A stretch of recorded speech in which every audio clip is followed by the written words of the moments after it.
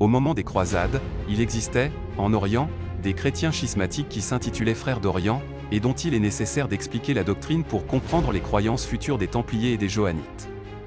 Suivant cette doctrine, les prêtres d'Égypte, législateurs, juges et pontifes, adeptes de premier ordre, conservant le dépôt des connaissances physiques et des sciences naturelles ne présentaient au vulgaire qu'une théologie extérieure composée de dogmes à busure et de pratiques extravagantes, mais qui tendait à donner plus d'empire à la superstition et à consolider leur gouvernement. Moïse, initié lui-même et profondément instruit de tous ces mystères, finit, avec l'aide de Dieu, par délivrer ses compagnons, laissa la doctrine épurée à Aaron et aux chefs des Hébreux, qui furent divisés en plusieurs classes, selon l'usage des prêtres égyptiens. Salomon construisit le temple de Jérusalem pour garder le dépôt sacré des lois et des règles secrètes transmises par Moïse, et légua à ses élus le soin de leur conservation, mais Nabuchodonosor, après avoir pris 3 fois la cité sainte, irrité de la résistance pendant un an de siège, fit détruire le temple de fond en comble par son général Nabuzardan, en enleva tous les trésors, et emmena le roi et peuple captif à Babylone. 600 avenue JLC. Les maîtres pleurèrent le sort du temple, mais, après 70 semaines d'années de captivité, Cyrus rendit la liberté au peuple juif et remit à Zorobabel, alors leur chef, les trésors du temple.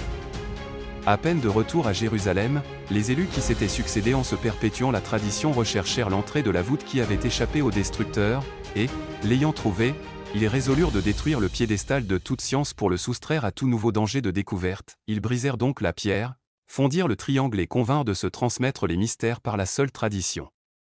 Ils travaillèrent alors à la reconstruction du temple, mais inquiétés par leurs ennemis, ils furent forcés de travailler l'épée d'une main, la truelle de l'autre.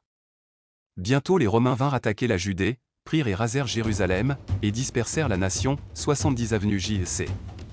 Plusieurs des maîtres restèrent sur les lieux et conservèrent la tradition, tantôt sous les Romains, tantôt sous les Sarrasins, attendant l'heure où ils pourraient rebâtir le temple.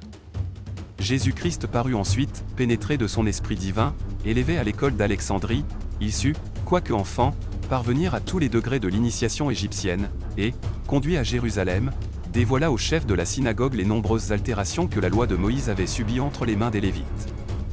Il les confondit par la force de son génie et l'étendue de son savoir, mais les prêtres juifs aveuglés persistèrent dans leurs erreurs.